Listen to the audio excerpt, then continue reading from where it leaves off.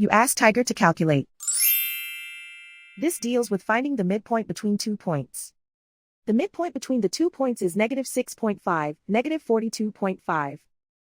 Let's solve it step by step. Plot the 2 points and calculate the midpoint using the formula. The coordinates of point 1 are, x1 equals -14, y1 equals -94. The coordinates of point 2 are, x2 equals 1, y2 equals 9. PM represents the midpoint of the 2 points.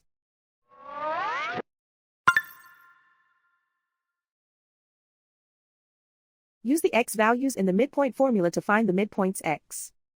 x1 equals -14. x2 equals 1.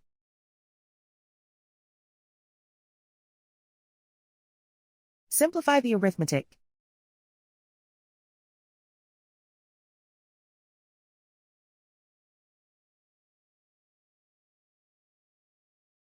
Use the y values in the midpoint formula to find the midpoints y.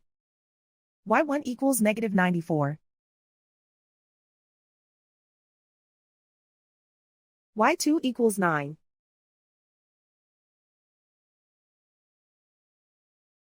Simplify the arithmetic.